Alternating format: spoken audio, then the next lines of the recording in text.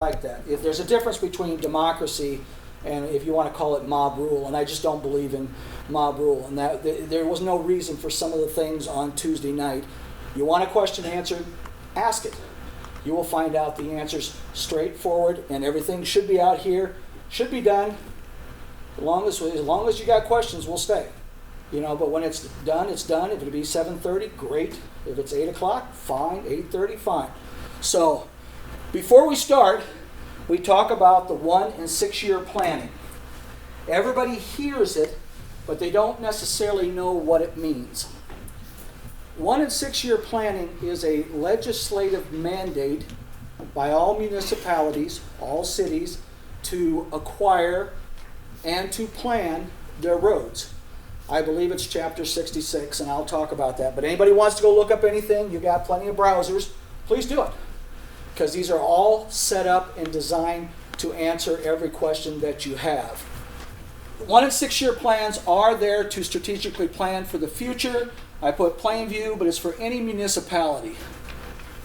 If you look at the 1 and 6 plan, this is all it is. It simply states it's a reporting mechanism each and every year that sets out those that are on the 6-year and those that are on the 1 year.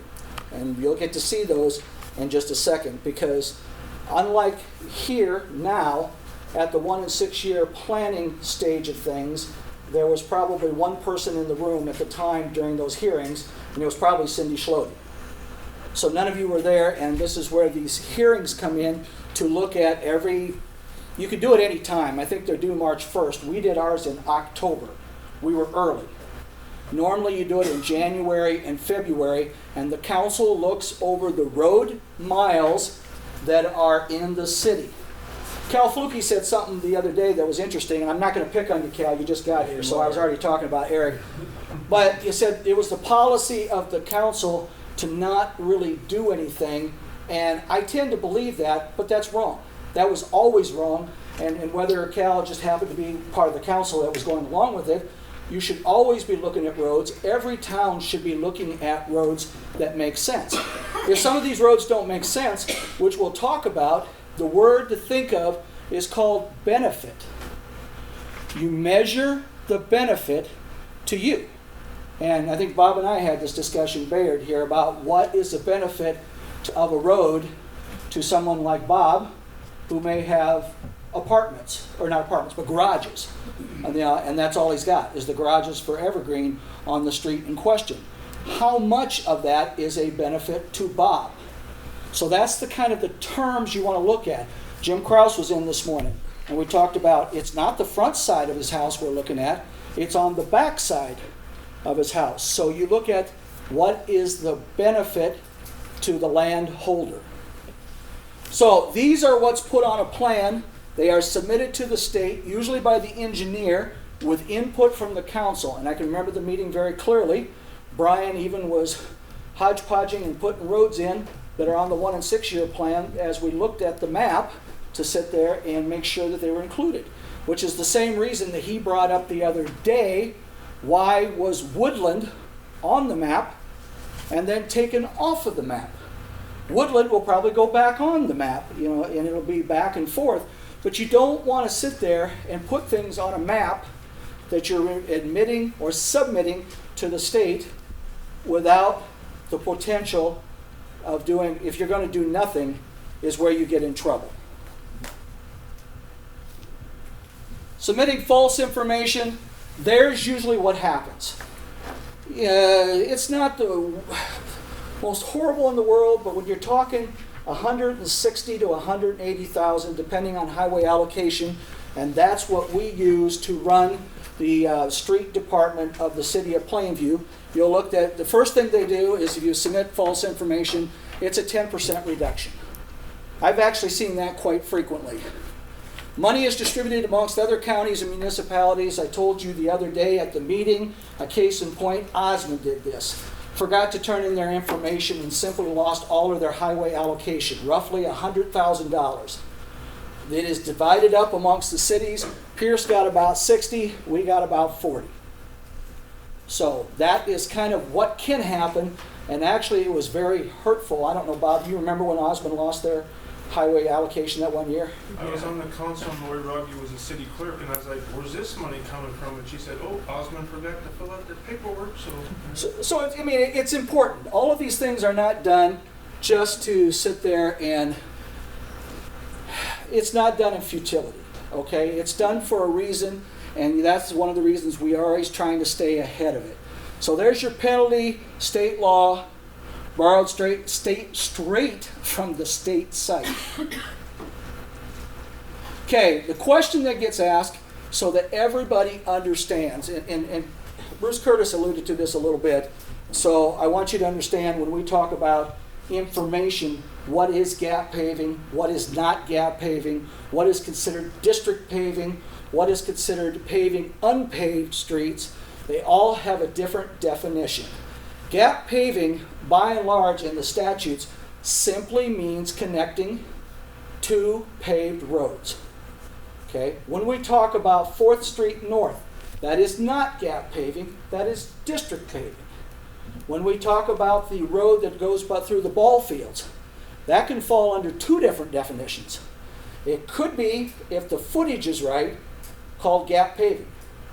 If the footage is too long, then it will be called district paving, but in this case it belongs to the school and the city.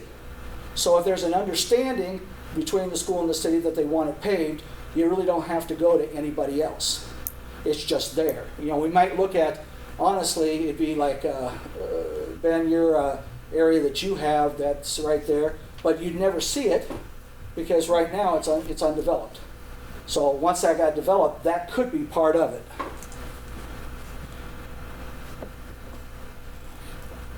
Print's a little bit low, a little bit small, but it's the best I could do for that. You can read it. Street improvements without petition or the creation of a district when any city or village may, without petition or creating a street improvement district, grade, curb, and gutter. And I do want to talk about that in a second. And pave any portion of a street otherwise paved as to make one continuous paved street. And that's some of the things we're going to be talking about here and why it got brought up. But the portion to be so improved shall not exceed 2 blocks. Because you notice that's what we're looking at, is 2 blocks east and west on some of those gap paving. Or 1,325 feet, whichever is less. Ours are 300 per block, so it's 600 total on one side, so it's a lot less. These are for like city streets. Municipalities of the urban class or class 1. Such city or village may also grade, curb, gutter, and pave any unpaved street or alley which intersects a paved street for a distance of not to exceed 1 block on either side of such paved streets. We don't see that a lot, but you can. The improvements authorized by this section may be performed upon any portion of a street or any unpaved street or alley not previously improved to meet or exceed the minimum standards for paving set by the city or village for its paved streets. Minimum standards are 6-inch, which is what we do for most of the streets, 6 to 8. If you'll notice when we did, and there's nobody here, but when we did West Street going north out to the cemetery, that was a thicker concrete. When we did the one by the Legion, that was a little thicker as well because of drainage problems that they've always had over history of water running south of the Legion. Those that have been around long enough, you remember what the water used to do down there and now what it does with the paving. So that's when they talk about standards, but you still have to meet that. Always, usually, it's in the bids, and it's always through the contractor and the engineer. So you never have to worry about that. Stop, take a break. Any questions? Straightforward. Nothing's silly. Now's the time to find out anything you want to find out. When or why was it decided that 4th Street was a district? 4th Street was declared a district back in, I want to say 2014, 15. Does that sound right? And that was there were 5 districts that were put into play. 4 districts were passed by the council, the other one did not. The council said it was not necessary. 4th Street. It still remains a district and will continue to be on a district, but you could have a lot of districts throughout town that remain undeveloped. So that's what 4th Street is, just an undeveloped district. And it can remain for perpetuity. I think, Jim, what did I say? Our way of looking at it, it could be till Jim and I are both dead and gone. And that's not the question here. It's to find out what the price is and what you're really looking at, if it ever should happen, and the council should decide. Council's decision. I mean, I only present them to it. Sometimes over the years, you ask like 4th Street, why does it keep coming up year after year? It really hasn't. I think it was like 3 years ago. It was probably the last time I really brought it up strong, to sit there and see where it stood. And it was no desire. There wasn't really any development going on at the time. It's still there, and I'll show you on the map here where it belongs in accordance with the 1 and 6 year plan. So if it's on a 6 year plan, there's a 6 year plan of sit there and take a look at, are you going to do something? And the state wants to know, are you going to do something? If you're not, move on. And I think that's what's happened, Cal, over you said it's a policy. For 30 years or so, people just moved on. And it never was. I mean, there was not a lot of paving except what, in the 90s? The 90s when you did the road north of the manor, some of the cul-de-sacs. That was a different situation. The people wanted it. You can always, and then we'll talk about it too, you can always want it. And somebody said today, well, we want ours paved. And I said, where are you? All you got to do is come in and petition to have it paved. That's a whole different story than what we're talking here. Anybody that's on a street, an unpaved, or even if it's curb and gutter, can come to the city, file a petition to have it paved. That's a different story. I have a distinct feeling that is none of you in this room. So, with that being said, Darren, you're doing this. Don't get yourself in trouble out here. I'm still keeping the high road. Mike? Yeah. If it's been 20 plus years since we've had maybe a significant gap paving push here in town, why now? It isn't now because we went 4 or 5 years ago. I've only been the city administrator for 11 years. It's always been. I can tell you in dealing with city administrators around the state, this was a forgotten thing and should always be brought up to continue to improve your community. I'm not doing my job if I don't sit there and try to continue improving the community, not like I heard Trish on social media, which I'm a little upset about. Not with you. You did good. But when I hear somebody say the town's going down, why should I try? I hate hearing that stuff, Stay off of social media. Stay off, well, no kidding. It happened to be on a Citizens for Plainview, so I actually enjoy that. So if information can be given out in that regard, fine. But when somebody says, well, that's just why Plainview keeps going down, no, my friends, that's not why Plainview's going down, and I don't feel like it is. Otherwise, why put in thousands of hours in volunteer time to make sure your community stays afloat? So, yes? You might touch on this later, so. But that's okay. I'm told if I'm getting ahead, but I'm understanding that most small towns do receive funds from the state on a yearly basis to maintain roads.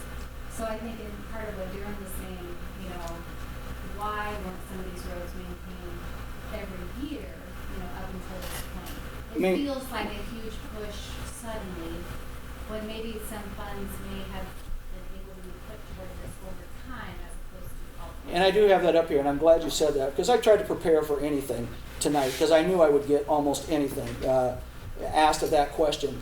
State highway allocation funds are for the maintenance of roads. Most villages and towns do not receive highway allocation funds to pave roads. They simply don't get enough. A block is $100,000.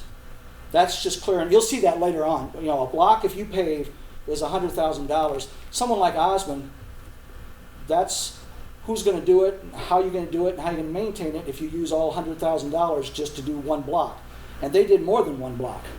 So what Osmond did is they were able to receive what is called a CDBG Public Works Grant to help offset, never to pay for it all. So anybody from Osmond says the whole thing was paid for is lying to you.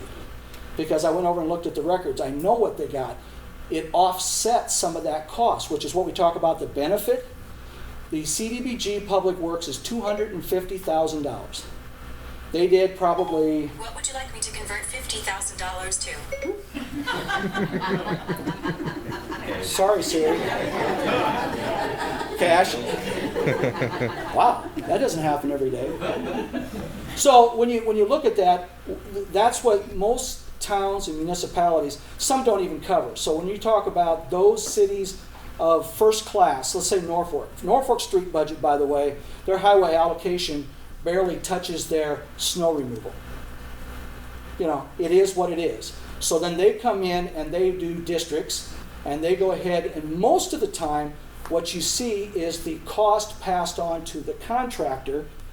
Jim Schmidt loves to talk about this one, what he got assessed on the houses he built, but he passes it on, the cost, to the consumer, to the one who buys the house.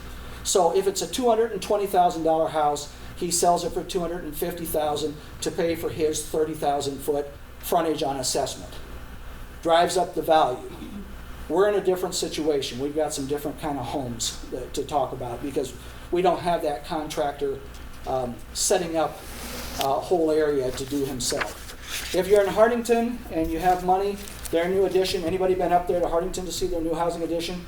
That was all paid for by economic development funds. They had it sitting aside. I'd like to have that magic nest egg, but that's what they did. This is your map that we go to, and obviously we have different variations of it, but this is what we started out for the 1 and 6 year plan. This is your overlay.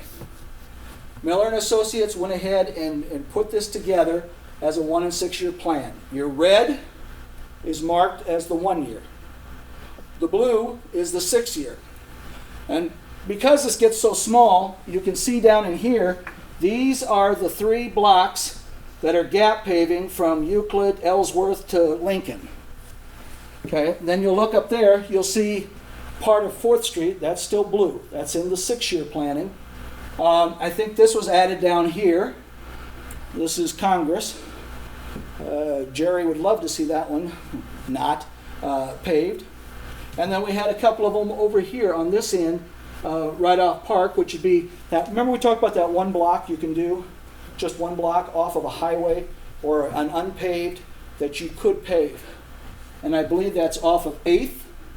It's surrounding where the trailer court used to be. Yep. Because that's where one of the proposed sites of the possible future community center was. So, why not look at it from a future perspective and try? It doesn't mean it's going to be paved, but that around the open lot to speak of.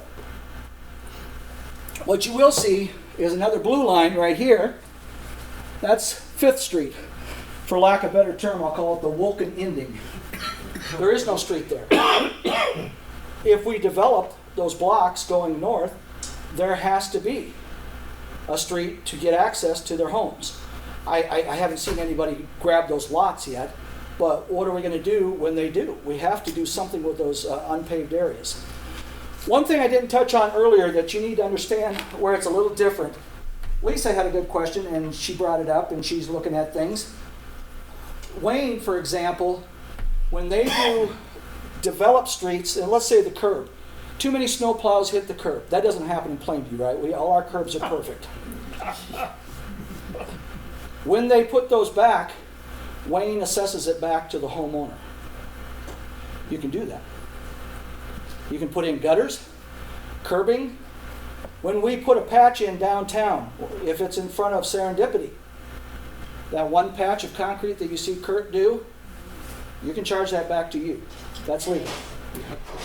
What I'm asking you and saying that we're not perfect, but have you ever been charged? No, I have not. So when you ask where do those highway allocation funds go to, some of that goes in the operating side of it, which is when you look at the operational side of a street budget, 30, 40,000 or whatever it may be, 60, 70, depending on the year, for concrete.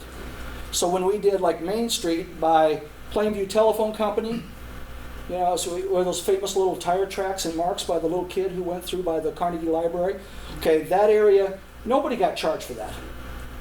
That's simply part of the street department's work. I mean, we try. I mean, I'm not saying it's perfect, but those things we don't need engineers. And Gina, like you said, well, engineers take up 15% of your cost right off the top. So keep that in mind that when you talk about curbing or curb, gutters, and things on existing streets, they still can be assessed back. Never my desire. A lot of towns don't do it, so don't worry. I just know that that is what the legal, what Wayne likes to do. And they hide it because they don't have to ask you, and you wonder why we're having this nice town hall meeting, and those people all of a sudden get a new curb, and on their tax bill, it just shows up because it was done without petition, because it was legal. Is it ethical? Is it right? I guess if you want to live in Wayne, those people that live in Wayne, I think it's a great town. But you may run into situations like that where they do repairs. So that's not with us. That's kind of where we do some of our operating for the street, besides snow removal and street sweeping with a street sweeper that's about 150 years old and those kind of things. Any questions on the overlay? You'll see every one of them have to be marked as a special marking for the district. So when we send it to the state, that they know what they're comparing apples to apples. When did Fifth Street become in the paving district? Last I knew it was supposed to be gravel. No, it's not in the paving district. It's on the 1 and 6 year plan. This is all 1 and 6 year plans. So none of that has to be a paving district? No. Okay. No, if Fifth Street has to be done, that's an unpaved. We're going to have to do something with You will it. have to pass that before Yeah. it actually gets done. And 99% sure, if I'm not long dead and gone, that it'll be unpaved, because it'll probably be a gravel, because it wouldn't make a lot of sense to go Fifth as a paved street and still leave Fourth. It just doesn't make a lot of sense. If you're going to do it, you do unpaved both sides and gravel and entrances and things like that. But gravel still costs money, cutting it and all that, so there would be a little cost. That's why I said that. You're getting that water and sewer, getting there, hold off another 5-10 years, maybe we'll get that, but you needed your water quicker than that. So yes. I'm going to let you keep talking, but somewhere tonight I want to talk about the words can and intended. So keep talking, Okay. and I'll remind you. Yeah, I won't be like Kurt Hart. I will answer you when you yell. Okay, overview map. Anybody can do this, by the way. If you haven't looked at this, go to the Pierce County Assessor's website, and it's called G-Works. It's a mapping tool that I'm actually trying to maybe look at for the city of Plainview for other reasons, overlay. So we can take a look at our water, sewer, infrastructure. And because G-Works is so user-friendly, if you haven't been on there, Courtney and I use it all the time to kind of look up stuff, look up assessed values. So I did an overview map from the county assessor, and I think you're looking at, this is the page 1, 2, 3. These are the 3 streets: Lincoln, Ellsworth, Euclid. Yeah, and here's CHI right up in here.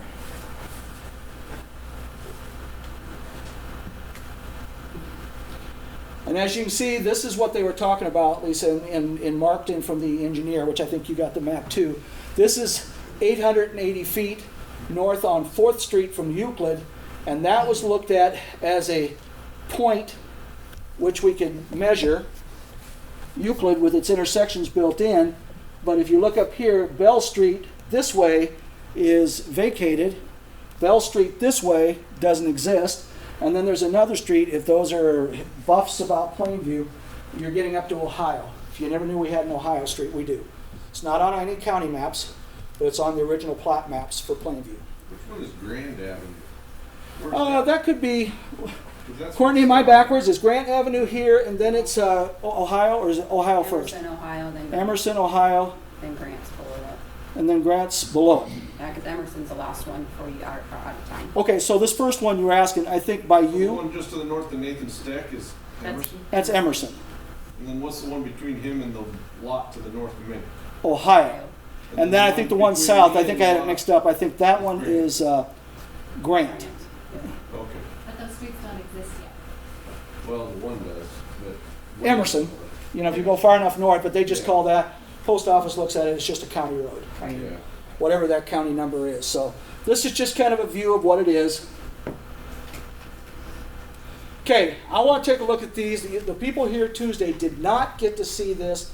Anytime you want it, if you ever call down, and I've said this before, I love having a captured audience. Please, Courtney and I are not evil people. Contrary to popular belief, any information you want, come in and you can have it. We don't hide anything. We don't take it out. We have our own reasons. We work as a city. We need to keep some things and we just had this discussion at other levels, and I don't want to get into it because I can tell you my feelings about what's private and what's not private, and I do know my law. So I kind of stay out of it and go from there, but we have information if you want it. It's by public act. Come down and get it. Just any information you want. This is 4th Street. This is what the engineering estimates are, 880 feet with everything combined, $360,078. Okay? When you say 1760, 880, just double, both sides. You have to look at it from both sides. So it's 1,760 feet total for the homeowners as far as linear foot. They don't go by square, they don't do by anything. You always hear in paving, linear feet. So there you go, you take a look at it. Stolps, because they have half a bell, which Jim came into me and thought it was 30, but found out through the sites it's 40. So that's why you have 360 feet, your block, plus 40 of bell. Not saying that's fair or unfair, it's just what it is. They actually, because you own that half a bell. Kraus has got 220, Zolke's have 180, Montgomery's have 360. That's where that block came from. 120 for Grow. The city has 120 because it's a combination of the total of what are supposed to be platted streets that aren't there. The city would still put them in, intersections and curbing and all that kind of things. So 120 feet would belong to the city. I did take the I out, right? Christensen, 120 feet. And those are based on $204.59 a foot. We settled on 9th Street South going out with those folks, Larry Schaefer and some of them, for $87 a foot. So where it says city, sorry, right? Where it says city 24.5, for the 120 feet, isn't that the lot between me and Grow?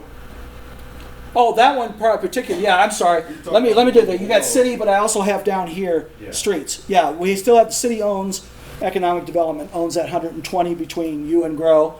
And then the streets, which is, I thought 120 sounded a little small. 240, we have more because of the intersections and the 80-foot streets. So, and there's a couple things I'm going to show you when we're finished here that, that makes it understand. This is the high end. This is fact. Whether it ever comes true, I don't know. Not because of you, but because of the dollars. 204 is, even today, out of this world. Do I think a bid would come in that much? No. Am I going to bank my life on it? I'm not going to be, I wouldn't be in the bidding process. It'll be 3 or 4 people bidding at the lowest bid. Chances are Ashoff would be the one, because they're local, they can underbid legally and get it for anywhere from 80 to 150 a foot. Just a curiosity, what's the width of that street that they're pricing at? All street widths are 80 foot. No, I mean the paving part. 2 inches, right deep. No, the width. 80. Between the curbs? Oh, no. I think they're, because you've got I think a lot of them go, and I'd have to take a look at it. It's on, I think you got maybe that engineering sheet, but it's like 66 because you got to have the easement side of it, and I can't remember exactly. All you got to do, and it may be closer between 50 and 60 feet. Take a look at one of the wider streets. The paving would be that way, no. What's that? The paving would be 50. Just take your widest street and go, and I don't say way wider because between the schools is pretty wide.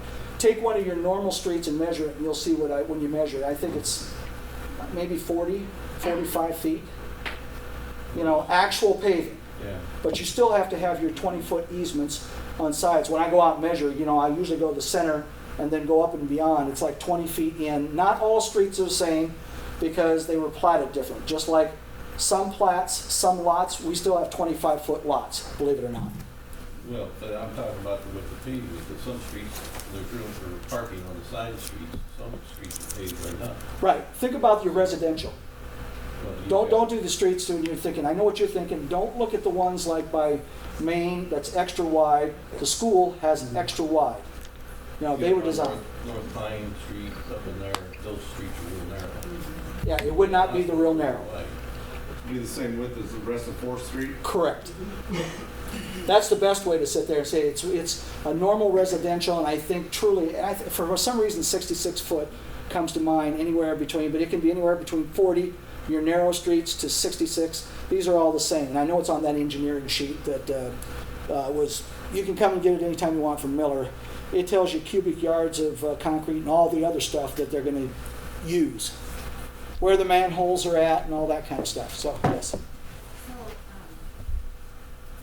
pretty certain no one on that list is for having the Fourth Street paved, so just saying that. But if it were to come to that, have you looked into other options besides cement?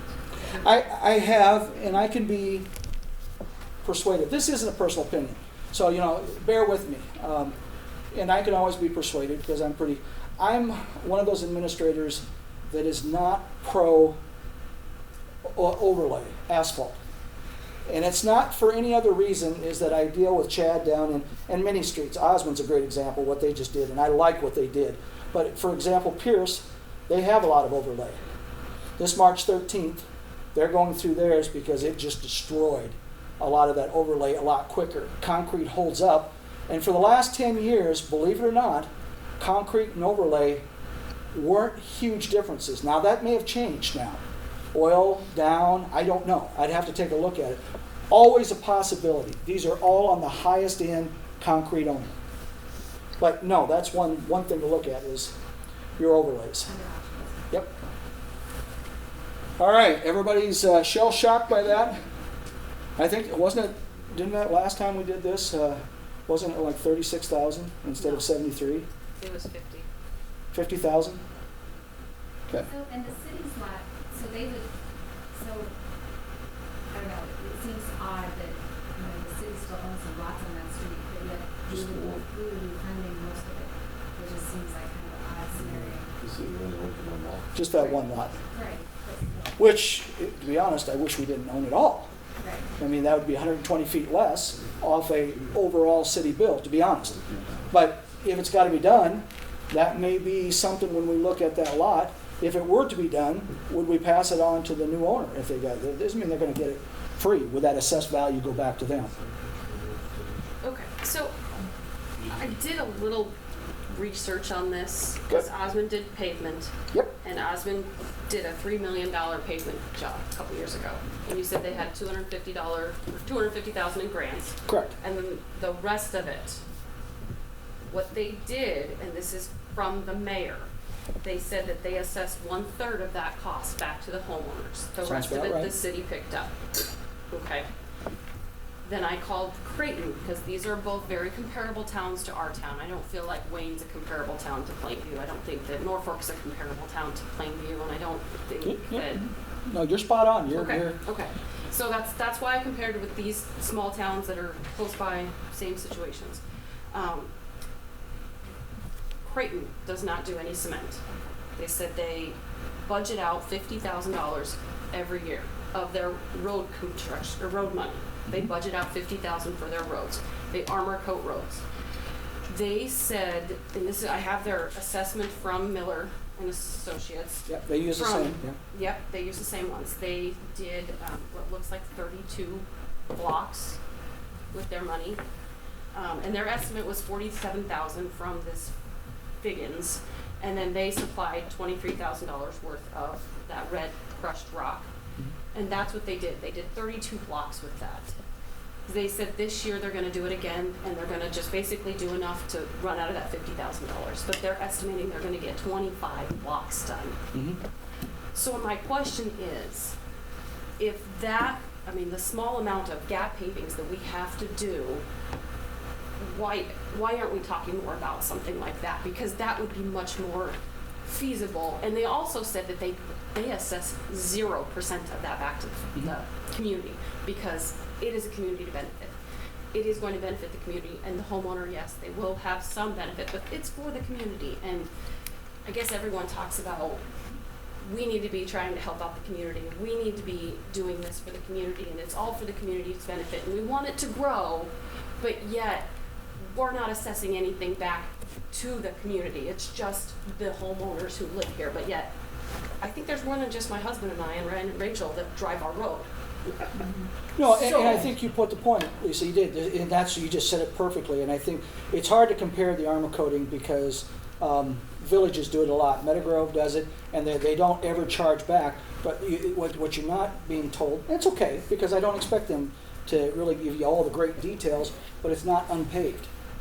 It's already armor coated. So what they're doing is they're coming back in and they can do 25 blocks of already armor coated roads with a layer of armor coat, and that's the way they've been doing it, and a lot of these towns have been doing it for years. But they did say that they were doing roads that people did request that were gravel. Yeah, and you can, and I So think you we can, can start with gravel but your with it. value would be higher. And I'm not saying we just add, that's the same thing. Other alternatives, could it be? That might be, that's what these Has that informational even been meetings, that's what we looked should at? do. Have you got any estimates for that? For this one? No, this is just information first We've done time. estimates for pavement. Uh-huh. We haven't done estimates for anything else. Correct. Okay. Could we? Yes. That's And what I'm I asking. Could you? I have a feeling the council may look right at me and say, hey, Mike, you may want to get some estimates for, and I mean, based on the town hall. I feel like that would be a more whole approach as opposed to saying, no, you have to pay $70,000. And I think that when all these other little towns that are comparable to us realize that it's for the town benefit, why are you not presenting it that way as well? There's a couple things we can do, and I'll go there, but let me answer this one. Go ahead. Well, when would this money be due? Before they start or after it's finished? How many years ahead? We can talk about that now or later.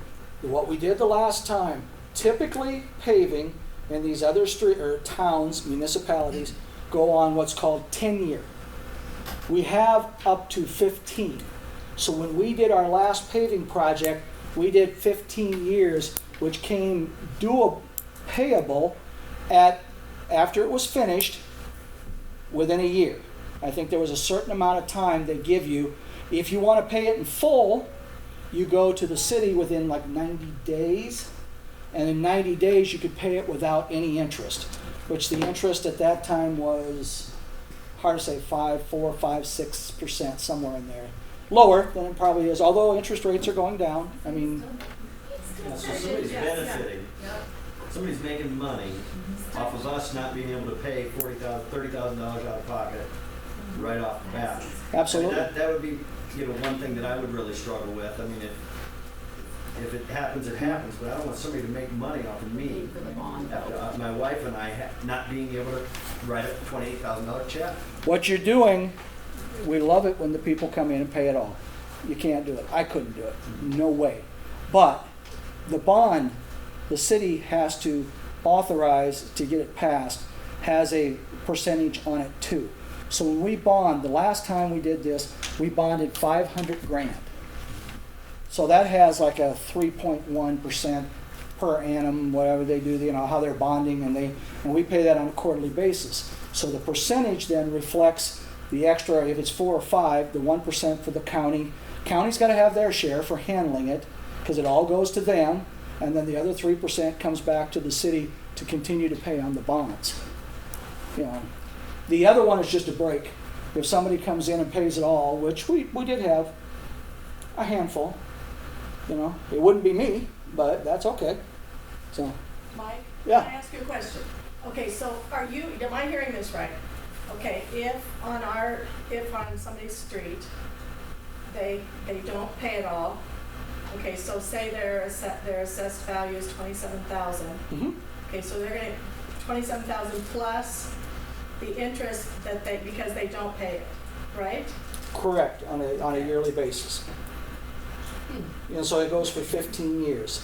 So if you take it and break it down, like I said, working at the bank, whatever that ends up compounding, just like we end up paying X amount of percentage interest on the bond as a city. We did, like I said, when we had the hospital bond, we paid it for years and years and years, just that 6%, 7% added on. So let's take a look at just a couple more because everybody's wanting to know where they belong. This is Lincoln Avenue, Main Street to First. This one might go into a lot of discussion because I think the school should pay more. If you want to do the, and this would have some wider variations. You talked about streets, Cal. This one would have some wider ability because of the drainage and some of the things between the school ballparks and the football field. And the city has a little bit longer to the east. So this one we're not going to dwell on because it doesn't pertain to you guys, but you can see this $272,000 would probably primarily be the school and the But city. it does, Mike. I mean, this one, to me, this isn't a school in City Street only. Mm-hmm. I mean, this is a through street, an east-west through street to the Manor and Whispering Pines, access to the hospital, and everybody in the city uses it. Mm-hmm. All kinds of guests use it that come for any kind of ball contest, as we all know, and the road is in horrible shape. Mm-hmm. So, I mean, I advocated for this the summer I came. And you can tell how slow I'm the glad wheels. we're to this point. Yeah. What's going to happen with it? I don't know. If we end up passing it and go forward, which it's on the 1-year plan. You know, so I did put it up there for a reason to elevate it because I got to follow state statutes. I got to go with my way of looking at what is most important. This was one of them, but if we end up doing it for the city doesn't just write a check for $169,000. We couldn't do that. You know, we'd be belly up. Even though it's a $3.5 million budget every year. I mean, if I had to write out an extra $169,000 off the bat, couldn't do it. So that, say you paved that one and put in the drain and everything, is that correct? Mm-hmm. So that water goes, which, I mean, we're already backing up on Highway 20. If you run more water down there, what's going to be the effect if you pave, say, that one, push more water into the system? It's the engineer looked at it. It's got its looks, Alden. You know where the flow is. You know, and talking about the two drainage ditches that are there, there's a reason they were built. Because they said some year, if March 13th would ever happen, this is what fills, this is what happens, this is where it flows. And sure enough, like clockwork, that's exactly what happened right there. So that water that we're talking about would flow over to that hayfield by the ag shop. South, you have a drainage area behind Bandshell. That's that flowway to help aid the water flow, and then it has to go south. Everything has to go south somewhere, which is why we, in a whole other discussion, which we're not going to talk about tonight, is the floodplain and how the floodplain is changing. You know, you're simply going to be in it. 50, 60 homes to the south and some in the north are going to be in a floodplain.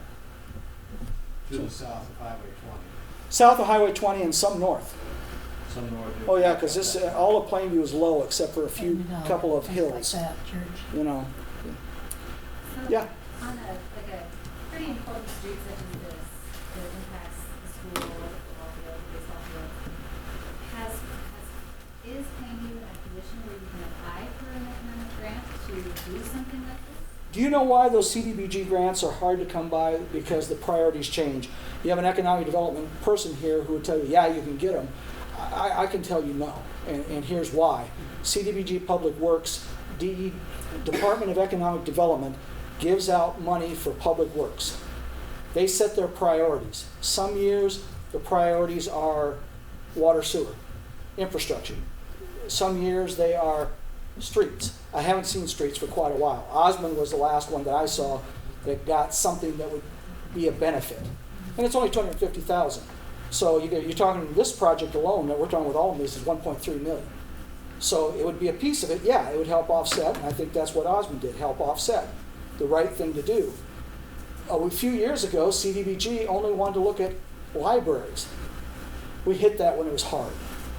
We hit that right away. That's the year I applied for the CDBG to get the nest egg for this building. So, and they like libraries. Guess what they don't like now? Libraries, because they funded so many of them. There was like 5 to 10 in that 1 year to 2 year period. They don't want to do it anymore. So now they're changing. So that grant fund isn't automatic. Plus, CDBGs, with very few exceptions, are based on LMI. And if you're not in the low to moderate income, and we can't prove streets or areas or places, which we might be able to, then you're not eligible. Which is why somebody like Hardington was, when we talked about that, was never eligible, because their LMI was, they've been too high for years. You know, we have been able to get a few things. Fire hall, library. You know, I applied for the streets for 4th Street. I applied that year. Not only did I get a no rejection, I got a hell no, you know, because it wouldn't pass on that street. It wouldn't. There was the incomes wouldn't match up. Okay, we will get back to this one, Darren. I'm sorry, real quick. I mean, just the folks in the room. Most people are probably here because of residential, affected by the residential gap paving. This is different, right? This is different. This is different. So there's no residents on it. So paying for this would be school, which is property tax dollars, everybody in the district. City, which are tax dollars, everybody in the city. Okay, so I'm curious if there is opposition to this. I didn't think I'm just there curious was, in the but is there any room opposition? if There are a there's- few people I know that don't like to think of a drag strip. Okay? So you gotta be true to yourself. I don't see it. I think it'd be nice to have it paved. But if you don't do something to stop traffic, are you gonna have some kid with no stop signs, you know where they're at, and from that whole area? I mean, that can be done later. But think about it. Right now as it exists, without having those ripple, you know, That's Isn't an that easy why we have solution if police? you're worried about And the stop drag signs? strip back there. whole nother subject. It's a Okay, whole but nother. that's the point. Yeah, I know. Have you watched people turn a dark corner and go north out of town? What do you think it's going to do when it's paved? I don't. They don't pay too much attention to that stop sign, do they? No, they don't. Bob, I don't answer that one, do I? I don't dare answer that one. Mike, you're talking two blocks worth up from that school, right? Yeah. So you're gonna have I can sit there in the back and watch her not stop at that stop sign when they come up that street. probably. Well, okay, exactly. The extra block east. I'm just thinking straight from King. Yeah, I know. And those things. Yeah, This I'm is just all the thinking way right. through. Yeah. And that would be the devil in the details to work out how would that be, because there's ag land exemptions and there's all sorts of things. The manor And the belongs to the drainage city. Is I the mean- biggest issue here compared to anywhere else, I would presume. Yeah. There's all this water to deal with. Hopefully that's- All right, we'll come back to this. I don't want to keep everybody all night. Lincoln to second. Here you go. This is the Alexander, the Evergreen, the Fleshner, the Alleys, and the Village Point rentals. $190.59 per linear foot. This takes into about 50, I'd have to look at that. Lisa, you got it. It's not a big deal because I look at it all the time. Engineering fees of 15% and 10% contingency in case the whole world falls apart. And that does come into play when you do change orders, like when we found out the Legion had to be $75,000 change order just for the Legion. So that's what they call the contingency cost. Will you see it? No. Until it's all done and the actual bills come in, that's when you start the process of looking at the benefit, and I'll go into that in just a second. Footage at least look normal? I know the prices don't, and like I said, this is what it is. People didn't get to see it the other night. I wanted you to see it. Okay. Lincoln, 3rd to 4th. This is Johns, Albin, Newell, and Alleys, which is 16-foot alleys, which is why you're looking at that, 32, both sides. Okay? Ellsworth, got Stark, Arlt, Lingenfelter, Dorr, and Alleys. The one thing that was said by somebody on here without mentioning names that, well, they'll never pave it anyway, so I'm not too worried about it. I don't know if that's the right way to look at it, because I don't, anything you do should be at least thought about very carefully. You know, don't dismiss it. Is the benefit of somebody with a side yard or a backyard less? You could argue that point, and that's the point that Bruce Curtis was making, is that you could argue, I'm getting charged $200.24 a linear foot, and I think the benefit to me is 10%. So I'll pay $20.24 and the city should pay the rest. And if you can argue that point to the council and make a valid point, I saw it happen with some others at 50-50. So, here's Ellsworth, 3rd to 4th. Now we're talking ice. Oh, I got a indent problem there. Hergert, I saw you out there. Okay. I never did know how to pronounce that. Gatau. Yes. Yeah, even though I had one bowler. Yeah. Goots and the alleys. And what I told you before, I mean, somebody asked me, what does it cost to pave a block, concrete, and why it different from different towns, or kind of whatever Creighton does, and we got to look at alternatives. I'm used to, I just know with concrete it's about $100,000 a block. Doable or not doable? Would I do overlay on the street between the school and the ballpark? Probably not. I'd probably go the extra step, put concrete to last. Would I change maybe some things with gap paving and look at it from an overlay just to connect the two roads to make it better than the stuff I saw over the years? I saw what the water did up by Kim's. Thank God we put in that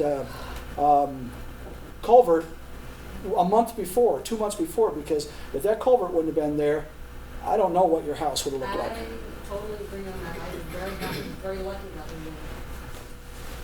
And I'm not saying we're going to have it again, but I don't really want to, those kind of things to happen. 5th Street and some of those were just awful. Euclid, this is the one. The Scotts are here. Kurt's not here. Kurt's already resigned himself. He don't want to argue with me in the office. He just knows it's going to happen, if it does. And CHI Hospital, which I already know that they've consented. By the way, just by the looks of it, because you're all here, and I'm trying to keep the facts straight so nobody gets upset, the hospital, that little gap, and the street between the ballparks are on the 1-year plan. Now you see kind of the focus and the direction, and everybody's on there. You're on the 6-year plan. It's kind of looking out to the future, but this is on the 1-year plan, which I know the Scouts are saying, no.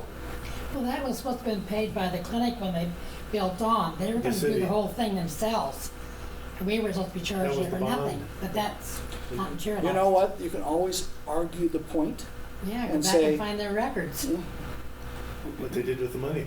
Yeah.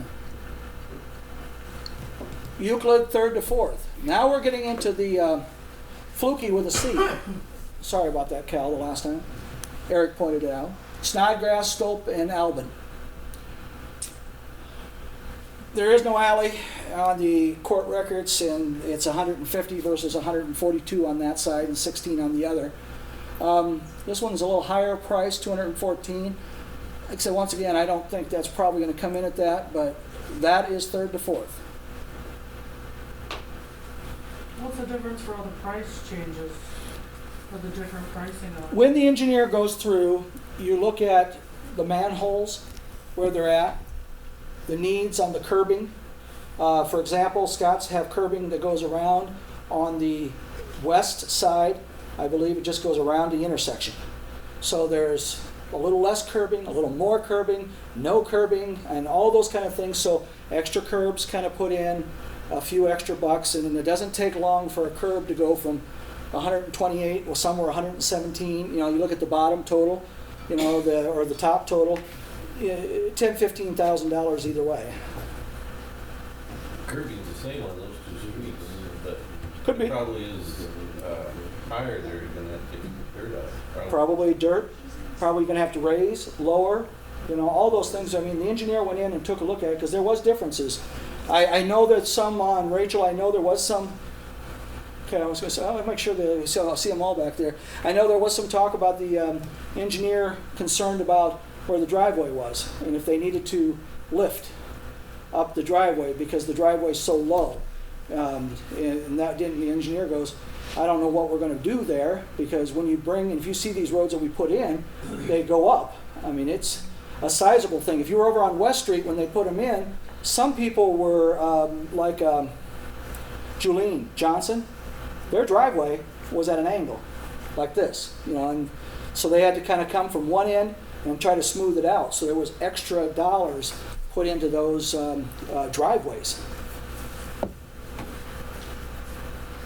Which driveways, by the way, are spread out amongst everybody on that street, which West Street didn't care for that much, but... What do they do to the alleys? what are they doing to the alleys? Well, you still have the street that goes by the alley, so that linear foot by the alley, so you'd still have just that street, continuous street. You still enter the alleys and they're dirt, but that 16 foot on each side would be paved all the way through. Because you just don't stop, right there. You kind of try to do it. You just cut the curb and then pave it. You have to account for an alley even if it's not an open one or generally used. Where's the alley Plainview? Is it behind your house? But you use it, it's not open. I don't drive. It's platted. It's a platted alley. It's only a matter of, Corrine, whether it's platted. If it's not platted, some people have these built-in alleys that were put in 1940 that I don't, we've used for years and utility trucks have used for years. That's, they drive on your yard. Okay, this is one thing I just wanted to show you that was brought up. Lisa got something from Courtney, and this is a street fund budget. So when everybody says, what do you do with your highway allocation? You look at your highest price, and this is how I broke it down. This is last year submitted to the state. I'm in the process of doing this year's right now. So when you look at like the bottom, you'll see 1.1 million and 1.05 million. That's still catching up from 2 years ago, 3 years ago, and paving, because you'll see 775,000 in a bond. That was the expense. That still had to go out. City pays for it, and so they're a little higher. Normally, the budget, 18-19 at 245, 812, is going to come in pretty close, maybe a little over. And you're going to see a little bit here in just a second. Taxpayer dollars, everybody talks about, we pay taxes, and I'm going to show you that property taxes are about 220, 230,000. I'll show you in a second. That's it. So property taxes from all property owners in Plainview would just pay for the street department and no other department. So there's a lot more to the city budget, so we rely heavily on highway allocation. Without it, lots of trouble all the way around. The majority of it goes into, you can see what we talked about, see 75,000, Lisa, that's your operating. Mm-hmm. What does operating consist of? I can tell you 30,000 is sand, gravel, salt, and fuel and operating costs for the trucks to go out. Good year, bad year, we don't know. I mean, some just winters are just what they are. I love to save $1 or $2, but I can tell you this. The state does not like when you do a budget and submit it for highway and you come in $40,000 or $50,000 under. This isn't a normal budget. You don't budget light. You budget to the dollar. You don't budget over, because that's illegal. And we had to go through and remember the council, we had to do that last year, redo our budget and repass an amended budget because of the street paving went over. So we had to redo it. So you can't go over, and they don't like it when you go under. So on a $3.5 million budget, if I can come within 10,000, I feel like I'm doing pretty good. So we're pretty close on the 245. Maybe slightly over because of a few things, but this is where the 160 to 180 that we get on highway allocation goes straight to. Machinery, I always build in usually one piece of equipment. This year we got a, well, actually it's not on here. We didn't take anything out of this yet, correct? Yeah, because the sewer vac will come out of the water sewer. So, would that line item stay there? We're looking at a street sweeper, but the cost of a street sweeper right now is $215,000, $220,000. That $40,000 is not going to cover it. Not unless we finance it. And I'm not speaking for the council, but I think they might shoot me. So when you ask, that's why I try to bring this out. There is your street fund budget. And believe it or not, this is the same thing when I go in. I love it when people are interested in this, because this when I go in, even when I went with the chamber to the 8th grade, 9th grade students, they see this and I say, okay, we're $25,000 short. What do we do? Well, they come up with great answers. Trust me, I get more good answers out of 8th graders than you'd ever want to hear. So, I do have a question, sorry. Sure. Okay. If You want me to go back to that? Yeah, if you could switch back to that. And this is just so it makes sense to me, because this isn't my job and numbers don't make much sense to me as far as this stuff, but if we can go from 1.1 million budget and 1.05 million budget, where does that extra money come from? Bonding. Okay, so when you get, that's when you paid for the roads and people paid you back? And it has to sit in what they call, by law, a sinking fund, even though sinking funds aren't necessarily. How did you get a 735,000? It's a bond. So you borrowed that money? Yep. And that's when people are paying you back? Yep. Okay, so last year when you borrowed 735,000, what did that go to, you said? They're finishing up the bonds that had to be set up for West Street. It'd be all of West Finishing Street. up the pavement you did. That's how long years it ago. takes. So when somebody asks how soon do you need to have your money, there's a time frame in here. It's never, you'll see the road. The people on 9th Street going out towards the dump never saw a bill for all of the winter. I don't think they, some came in and paid it early, but they went all winter long with the road. But that's a good question. Okay, that's Normal is about 200,000. The 16-17 was called tightening our belt at 164 because we knew what was on the horizon. Tighten your belt, do what you need to do because the paving was coming. Whose salary comes out of there, I guess I'm questioning. And that was interesting too because it's we can't, nobody's, but everybody's. We have to split it up. So Kurt doesn't come out of this at all. We have like Bill, Russ, and Troy. And Troy's the street superintendent, so we take a piece of it. Troy gets half of his coming out of here, and I think Bill and Russ a quarter. And that's the same like the utilities. I mean, they don't have anything to do with the street, but yet that just needs to be split up between your different budgets. It does, because otherwise, I mean, it's the legal way to stay away from this robbing Peter to pay Paul, because you can't do that. So you legally try to set it up. I could throw me in there. I work, But she mine is on a can't. general water and sewer. I have nothing to do with the water and sewer department, period. Okay, but you're You don't want me still touching your water supply, but I get paid out of there. Okay. That's just how the way it's split for the We have to budget. divide to make the budgets, or make the departments. When I first came, and I won't elaborate on this, all the budgets were upside down. Now, you'll hear about, in the paper, when they talk about the auditor came in and said they were upside down again. No, they weren't. We had a auditor previous to the one we have now who let us build $700,000 in reserves in our utility funds, but let us go $700,000 in debt in our general fund. So on paper, I had to do a switch because we got to be zero. But he had it in the wrong spot. So when they talk about dollars and cents, and everybody says, all you see in the newspaper, no offense, is that you're $700,000 in the hole. No, we were never $700,000 in a hole. We were zero, and I don't like being there all the time either.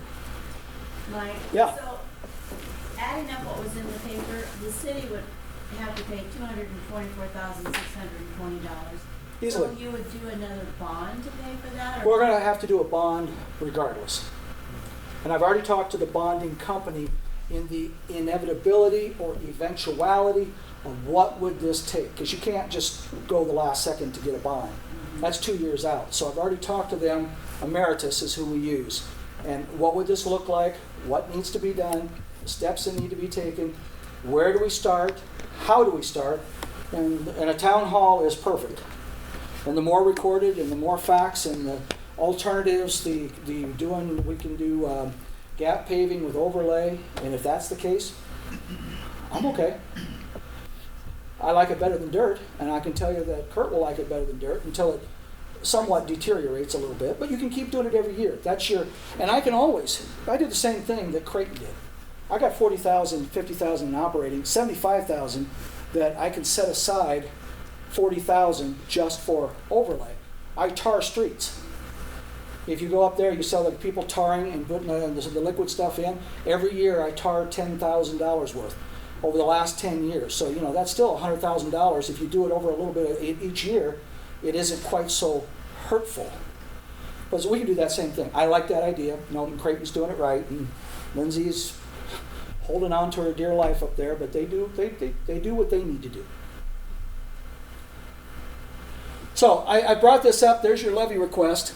But I wanted to show you because somebody asked about. Okay, sorry. I just have one comment. So, when they received a grant to do all the streets, First Street was one of them. We thought it was a $500,000 grant, but irregardless, she, being elderly and single, she said that she fell below some income line, and so she didn't have to pay anything for her portion of the street. So, Yeah. and it was because of the fact that they had this grant. So I don't know if maybe some of the people in this room would be, somewhat part of that if it came to that. They could be in the grant. That low to moderate income I was talking about, that's exactly what, and it may have been 500. They may have had CDBG and they may have gotten a duplicate. They sit there because the year was good. They might have had surplus funds. I'd have to go. The Northeast District helped Osmond get that money. And she did say that there were people on her street initially that were opposed because they were going to have to pay quite a sum of money. And people were going door to door, talking to the neighbors, that sort of thing. But ultimately, it ended up passing because of the grant. Because people didn't have to pay all that out of pocket, and even people that had potentially were above the income line didn't have to pay that amount of money. So, it just was something that evolved, and then it came to that, at least for. and I like the way you're thinking. If I were ever able to get $1.3 million in grant money to pay for all of this, would anybody be opposed? Right. I mean, if it was free? Sure. I mean, I'm not saying that's it, but I mean, I agree. I like it. You got to sit there. I would love to sit there and work on it. But how did Osmond get it? I mean, did it take a number of years? I mean, is it something that we could start now and so maybe in 3 years we'd have half of it? Oh, yeah. I'm not saying that isn't. That's why, when you talk about this on the 1 and 6 year plan, I know what's on the 1 year plan and I know what's on the 6 year. We got to start somewhere. Do we start the discussion? Is this gap paving going to be something that we work towards so that 2 years from now I've got some money in grants saved up? Go from there. If it's still eligible, do you start working that as a priority? Is it a priority? The council will make that decision. If it's not a priority, then why do we worry about it and just let it go back to dirt and let it stay that way and talk about it 5 years from now, when it comes back up again, that interest. So I'm not saying it has to be done. Maybe there is. And would it be, because I think it was helpful to have a committee for the library, right? Mm-hmm. Would that be something that maybe we could do as a community? Maybe have a gap paving committee that's our job, to go out and get grants and look for grants and help you guys out. You can. I don't know if this is the same, though. The community input, like on the library and things, were much more significant to the grant process. Streets, they kind of look to the municipalities as, you're the ones that are going to be doing it. You're the ones, you're going to have the town halls. You're done. I mean, if the groups want to get together and, here's what I'm saying. We're not trying to be mean, but what happened in the library when you have bake sales. You don't get very much money, and we never would have built a library as long as you and I had been alive. So it takes a different mentality than having the bake sales that we used to have to raise funds, because it's going to have to be large funds. So I think that we probably should get, if it's a priority, council can direct Susan to look at the DVD. I can look at them. I've worked with these grants. I mean, they're always there. Whether or not it's a priority, for those that didn't know it too, I just, announcement that came out, it's public knowledge, but I told Jim, but that housing complex that we were looking at, that duplex with NATF, Nebraska Affordable Trust, and there was a lot of work put into that, a lot of time, a lot of effort, and it fell through. It's not done, but this is where you got to have patience, because it did not get passed. So the $500,000 grant for that fourplex, not fourplex, sorry, Cream, 4 apartments did not pass this round. So it'll be another 6 months in that. So real quickly on this, I just wanted to show you the tax request. General levy, last year, $232,000 is what we get out of property tax dollars. If we have the manor involved, and we work with the manor, and they basically take care of their own profit loss sheet, but that's about $1 million, give or take a little more. City's about 2 or 2.5, so we're looking at about a $3.5 million total budget. Of that $3.5 million total budget, $232,000 comes out of property tax. Okay, the debt service, $45,905, is water. We've been paying on that for a long time. The reason you have that nice water tower and the lagoon system and everything is, past councils, past city, the things we don't die for. We always have to stay ahead of the curve, otherwise you're going to fall behind and you're going to find yourself in a lot worse trouble than just streets. Water, sewer, air, all these things are very important. The next one down, debt service, $30,000, that's your street bond. So when you say the taxpayers, like on West Street, assessed value went back against the homeowners. Okay, they had whatever it was. You can ask Iowa Frederick or anybody what is it they had to pay, and they'll tell you. But then what was left over that the city picked up because of the benefit we talked about earlier, we assess all taxpayers $30,000 extra. So, on your tax request, it's probably a penny, 2 penny. I don't know what 30,000 is divided amongst all of that, but you guys know what your bill is. But it is an extra penny or two that you are paying. Is From that 30,000 a year for 30,000 a year. 10 or 15 years? Yeah, for the life of 15 years, or until we don't need it anymore. Basically, we have enough in the reserve. The bond is X amount, and she has a sinking fund that's X amount, then that will stop. It's kind of like the library. Sales tax, we quit when we have enough to meet the total debt obligation. If you do another paving project, you're going to have another more debt service. Absolutely. Absolutely. So I didn't want that to be overlooked. I thought that was an important part, that when the city says they're picking it up, and the city goes after bonding, the bonding usually comes back to who's paying for it. And we all are, depending on the benefit. Let me see if I have the... No, that's it. I think the one now, going back to the benefit, and then the questions, and I'm done. It's 7:45, and I probably talked too long the way it is. But if you were to go and pass, it's concrete.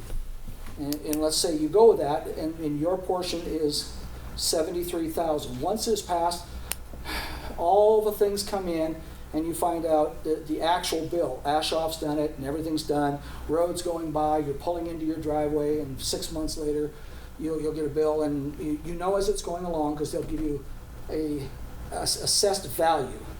So let's say it's $40,000. Instead of 73, it ends up $40,000. Asking you, how would you like to handle this?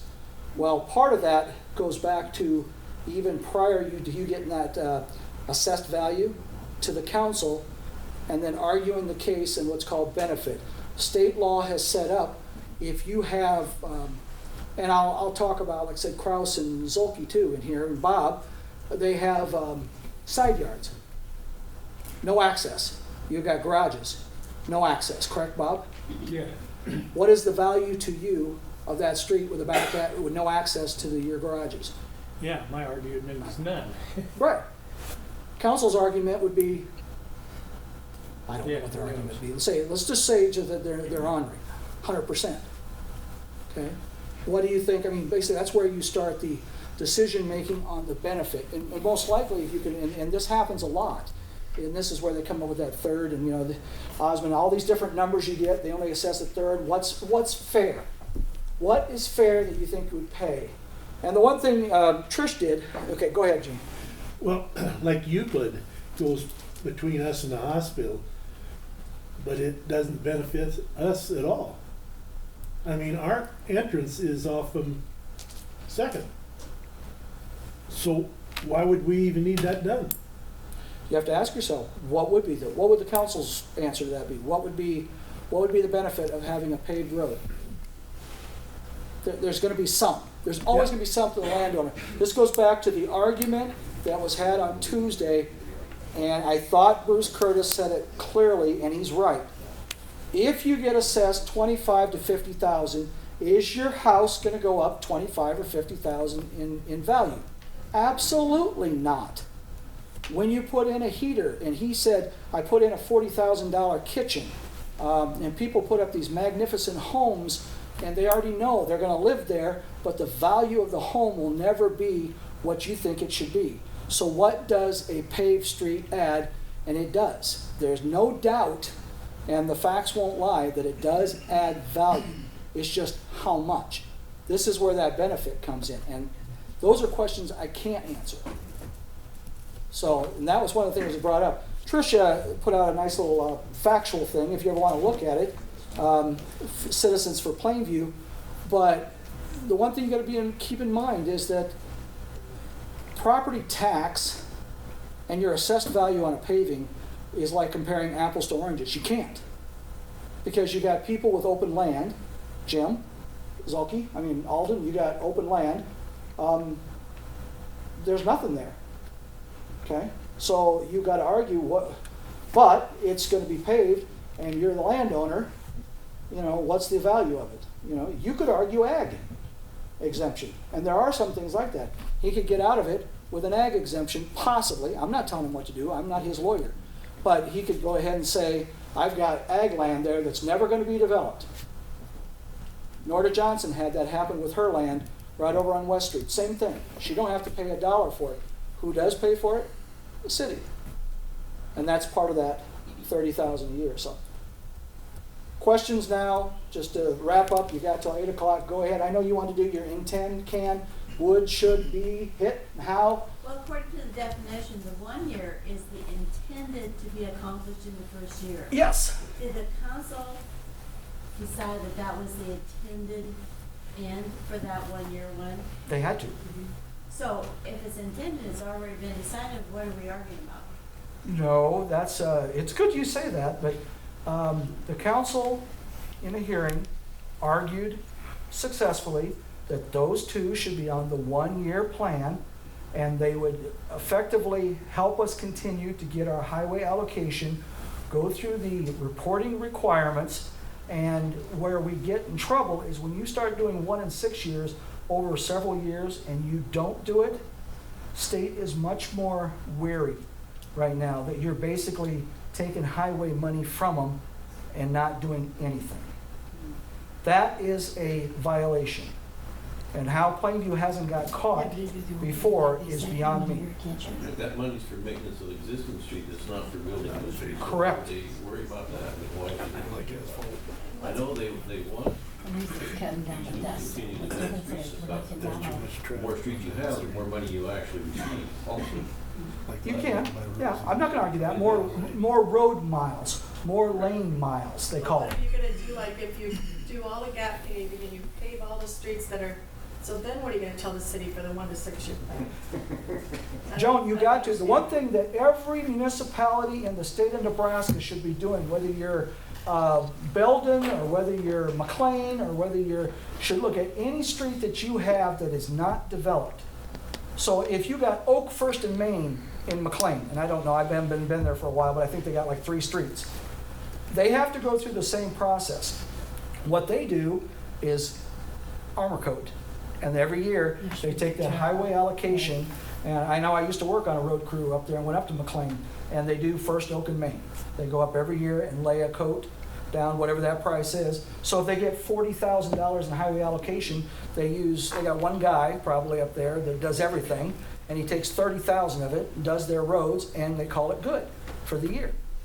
And that's what they do in general. So if you have any undeveloped roads, you should be looking at anything that's within the city. 7th Street is god-awful, north and south. And we're putting in Black Hills, not call center, but a big center out there that is on an undeveloped road. I don't think it's great. They liked it. They're not sitting there. But if I said I had to pave it or wanted to pave it for them, there's one I think would jump right on it. I don't think the neighbors to the south would. So, yep. So if you look at paving 4th Street North, the city's looking at about 70 grand, right? And if everybody that's on that owns property on those 2 blocks doesn't want anything to do with the paving, wouldn't it make more sense for the city to take that 70 grand and put it somewhere else that is one? I think you can look at other streets, and I think that's what's happening. Okay. 4th Street isn't being really developed that direction, and it hasn't been, and continues on the way it is. So it wouldn't be the 70,000 you're saving, it's looking at, okay, what would be the other road? Is it the roads around the, that empty lot where the trailer park used to be?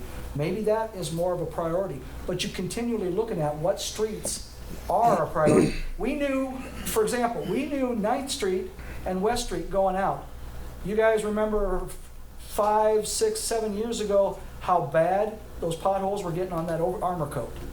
It was beyond repair. I tried to do what you said, and I thought it was a good idea.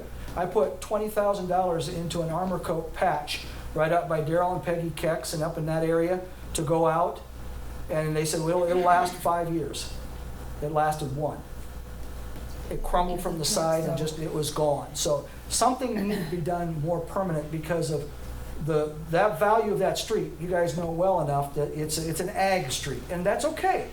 But it's an ag entrance, right, into town. A lot of agricultural trucks were coming in, and it actually had to be paved thicker. County came as a compromise and said, we'll do X amount to the cemetery. That was like a bonus.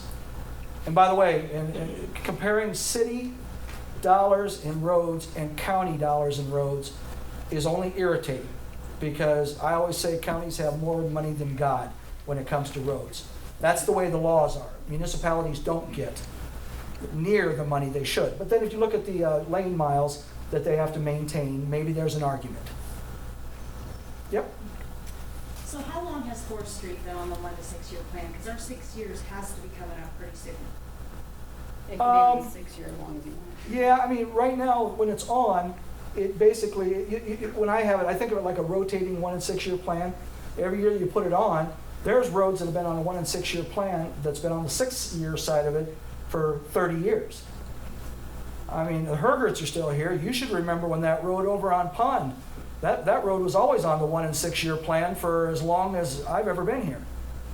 You know, and it still is, to the best of my knowledge. So in your definition of projects that can be accomplished in 6 years, you didn't accomplish it.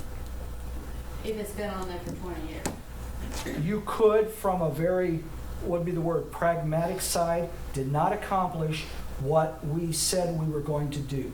Is it the worst offense in the world? No, because things do happen in communities. I'm not making up for the fact that you have to be careful. But because you don't do it, as Cal pointed out, we haven't had penalties, we haven't had this, and we've been surviving. Correct? So you don't have to give an explanation of why? Oh, no, I do. Oh, yeah. So you do have to account for why you can't do it. When they start using words like Mikey, why didn't you do this? Yes. Is there any way we as a community could just decide to one by one start paving a road once a year? Or just for the benefit of the whole community, yes, you picked those 2 roads, we could start with one of those and just put that down as our, what we want. That's what your 1 and 6 hearing is for. So when you guys But, come, you're okay, welcome to put any But you're streets saying on there. one road at a time? Okay, and I my- would my cry reasoning- in joy. Okay, but then have it be not assessed back to the homeowners, but assessed to the town. People who have paid the taxes, using the roads. And not to any of you, but I know there's a lot of people that have lived here for years and have had their roads paved and had to pay for them. That's not, and I'm not trying to, So I'm not trying to, but that's benefiting not, from the roads though. I'm just gonna throw this out there, the road north of my parents' house got paved, they paid for that. How many people drive on that road? South of the manor. They're the only people with their driveway on that road. You would not believe the amount of traffic that increased when that got paved. That's not, and I'm not, just because they're my parents, that's not fair to them that they are still paying for that and everybody drives on it. Yes, you guys are still paying for it because they're with the district for that, right? Yep. So you guys are all still paying for it on your taxes. You know what I mean? Like, and I know these numbers are high, but I think when we did 9th Street, it was a 50-50 split with the city, correct? Yeah, and we ended up, we had to. No. We took that cost and we cut that linear foot cost almost in half. The city. You have to, and city councils know that. I mean, you have to be fair. $200 a linear foot is not fair. I know this. If I were in the Stokes position and I knew, or how about Montgomery's, if I knew that you could get surrounded on 5th and 6th and Euclid and everything else, I'd be sitting there, you'd be like you're like an island in the middle of an ocean of sharks. I mean, I get it.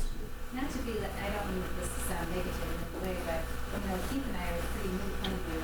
We've lived here just a couple of years. We came from Omaha, we lived in Austin for 5 years, we really love it here. We have 2 years and our boys are out of school. This doesn't really give us a whole lot of incentive to stay. You know, so if you're talking about economic development and trying to, you know, I would think that as a town, we want to really work with everybody and really look at that benefit, because we were attracted to the fact that that was the dirt road that we were going to live on, because we liked the fact that it wouldn't be heavy traffic, and it would, you know, the speed would stay down, and we felt like we were out in the country. You know, so those things were a benefit to us, and we're just one people here, you know, it's not like everybody, but you have to think about that too from the perspective of, if we really want to attract people to the community, this probably isn't a great way to do it. Well, You know, because it's not a whole lot of incentive to stay. You have your female mayor who says, I'm not fixing these roads, but they're getting atrocious. They're getting really bad, and she just says, I'm not gonna do that. Well, we live, I mean, Omaha is a different ball of wax, but, you know, and we love it here. I'm not saying, we really like living here. But this makes it feeling like, okay, we gotta get the heck out of here. No, your point's valid. Your point's valid. I don't know the details of what you bought, and I think it's a wonderful house, and I remember when it came in, all that kind of stuff. You know, I would say, you know, and I had another administrator tell me, and it's kind of an argument that falls on deaf ears, because this is a good town hall meeting. This is actually doing its purpose, what it's supposed to do. But the one administrator says anyone that utilizes city water, gas, sewer, or trash should automatically always presume, if they're on an unpaved road, that it is not left alone, that it's always going to be looked at.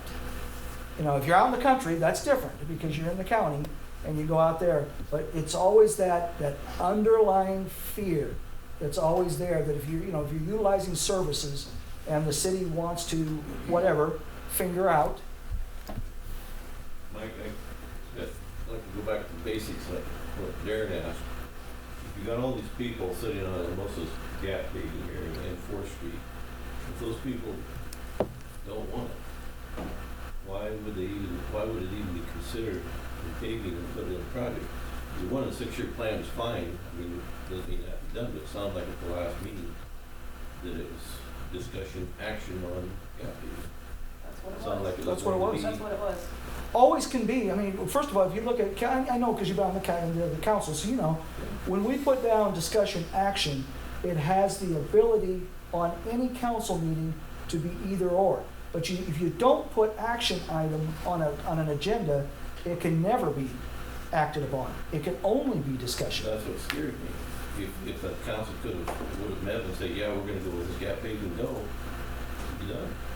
Well, they didn't have enough information, which is why, I mean, I'm sorry that if it appears in the paper like that, and that's not ever the intent on a discussion action. If you see discussion action on killing cats, I don't know, or the discussion action, for example, on the dog ordinance went 6 months to a year. I mean, you see what I'm saying? Oh, yeah. But it was always a discussion action. I guess you're afraid that there would be action taken. I understand. I'm not taking that lightly. Just so the council knows, you've got all these people that are not happy with doing it. They don't want to do it. And I would think the council, it's easy to spend somebody else's money.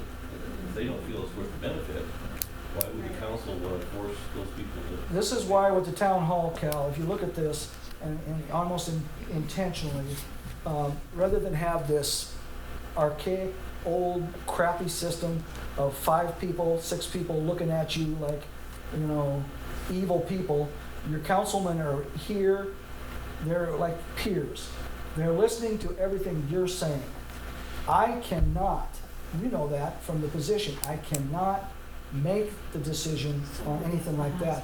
I have an obligation to present the facts, present the town hall. Here it is. You have the town hall. You're voicing your opinion on 4th. You know, am I going to stomp up and down like a little schoolgirl? No, come on, guys. That's never been my style. Okay? I would just as soon have the roads around the old Trailer court, thank you. I just soon have them paved. Yeah. You know, I like to put in the paved one behind Family Dollar because I knew it was a project for the future. Family Dollar had to have that road for semi-traffic to be there, so there was a push to try to get it. Besides that, Dixie Johnston would have killed me if I didn't, work on it. She wanted it. For like 10 or 15 years. Yeah. So, yep. Yep. Is it public knowledge where that fund didn't go through for the apartments? Too early, but yeah, it is public knowledge, but I don't think you'll get it quite yet for another week. Then they go over the scores and the results. How often are you gonna be applying for that? I mean, It's already, without us ever applying, it's already in the works 6 months from now. It's automatically, if it rises another level, I think, we're gonna be in the. I think in the fall they have another round. So the spring cut, we didn't make it. Okay. And if you want to see the list of the cities that got it, I have it. Okay, and then you do another round this fall? You're They'll talking just automatically put us back in. It's automatically in, so we Yeah. don't have to submit We don't have to anything. submit anything else. They did their spring and we didn't make the cut for the spring, so then we automatically get pushed to the fall. I was very disappointed when I look at it, you see things, and it's just normal when we talk about the Omahas and Lincolns of the world. We sometimes see where the politics really get to playing, especially with housing funds. They don't necessarily come out our way. They're Cozads, Broken Bows, Grand Islands, Lexingtons, minority populations, Indian tribes. It's just the way it is. I mean, so we ranked a little bit lower. So if you don't make the cut come fall, then what happens? It stays there. I think we're safe in the Nebraska Affordable. We don't have to do much except report in. Okay. I apologize for not really, because I can't get it into my mind. It's gonna go east and west with entrances to those places going south. Is that Bell Street that's gonna be there that's not open right now? Entrances would be on the west. Or not west, yeah, 4th Street. Yeah, it would be on the west. Is it go this way? Does it face this way? It's going to face Four west. of them face west. I guess I didn't think there was enough room in between those two houses. They got a whole block. It's the whole block. It's north of. It's the block south of Nathan's Between house. us and Steps. Okay, well then that one So makes it's a whole sense. block. Okay. Yeah, there isn't a lot of room between you and Grow. 120 feet to be exact. And I'd really have to see that 120th foot. Yes, Gene? On a street, if one side wants it and the other side don't want it, who gets to say whether they get it or not? In your case, Gene? Well, yeah, any In your case, because it's talking about benefit and gap paving, it doesn't matter on any side. This is why everybody's here, because gap paving does not require a legal percentage of people to say yay or nay.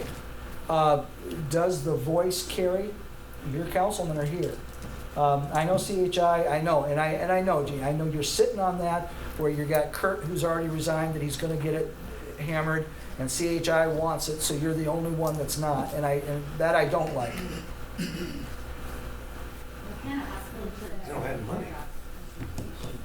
I didn't hear that. What? Oh, if a hospital. Well, it's gonna give but I 10 years to think pay it's a huge write-off as opposed to a homeowner. It's two different. You know, the conversation may be had. This is not a done deal, gap paving. Who says the CHI might not because of the benefit? What if 90% of the benefit is to the hospital and 10% is to the other homeowners on the other side? That's a legitimate argument. And the council could probably even see that. So, yeah, right now it's just based on 50-50, 25-25. Well, that may not be fair.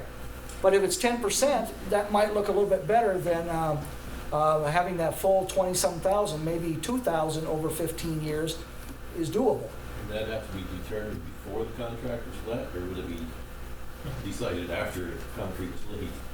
It's always, but you see the price, what they lay out. Yeah.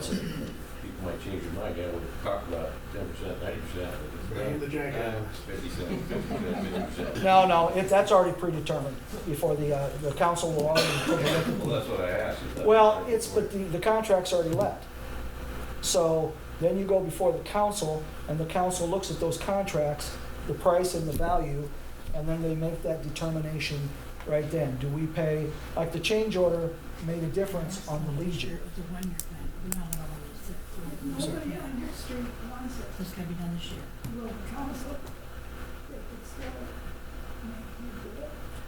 Technically by the law, unfortunately, yes. Is it going to happen?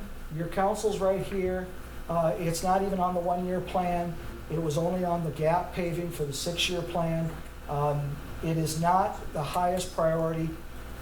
If everybody said, let's go, 1.3 million, and somebody came out of the woodwork, I don't see that happening. I mean, I'm just looking across. I'm not seeing anybody jumping up and say, I'll foot 1 million. But ours is the 1-year plan, right? So it's definitely gonna be this year?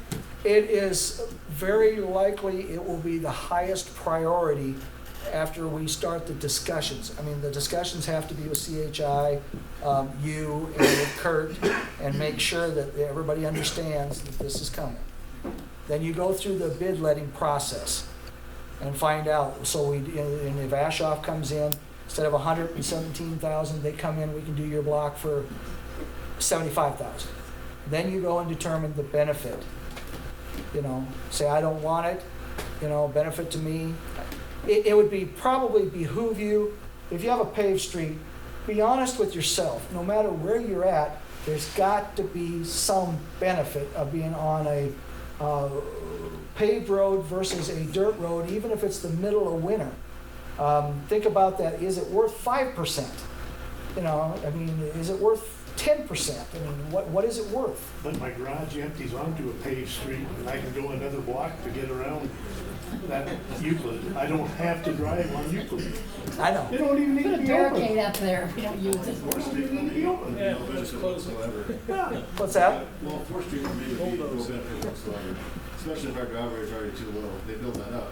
All the water's gonna be pumped out in the yard, probably coming into the house. I've been there, done that. I know what you're talking about. I really do. Lawn sprinklers and. Lawn sprinklers were a problem over on West, yes. I know what you're saying. It's a lot. Jim? Yeah, this comment's for 4th Street. We have 100% of the property owners here tonight. And I'd just like to have a show of hands, those that are opposed to it, so the council member can take notice of how we feel. Show of hands, please. Those on 4th Street that are opposed to the project. Now, Jim, you got to be fair. Ask everybody on 4th Street who's for it. All right, all those in 4th Street that are for it, show of hands, please. Wow. I already knew that. So now going forward, is there, what else do we need to do to I guess, to try to ensure that this doesn't happen? You got it right here. Talk to your council. And you have Brian, Pam, Julie. Just talk to them. We just don't want to be blindsided, you know, because it seemed like this kind of snuck up on us when we bought our house. We were told it was never going to happen because nobody wanted it. And then suddenly, you know, a month or 2 weeks ago, we found out hour before that it's going to be discussed. And, you know, that you feel like you're blindsided, and that it's not a good feeling. I know. I wish things were different. If you look at it from a contractor's point of view, and let's say Pierce. I'm going to pick on Pierce. Why not? I love picking on Pierce. They go out and they develop. The contractors do south of the town, put in paved streets and take care of that. The value of a lot then becomes what? And you guys would know more than I would. What's the value of a lot in southern Pierce that's paved? 30,000, 20,000. Is that on the high-low side? Where it's unpaved, almost 25. Okay, so now if you look at, and I know like your property, when they bought that originally, it's not you, but when they bought it for originally, and because it's undeveloped, the value of not having that paved probably brought that down where, what's his name? Help me out, guys. Sold it to you for, not you, but to the Narnells for $3,000 a lot. So the lot between us and Groves can be yours for $2,000. I'll take your money tonight. I offered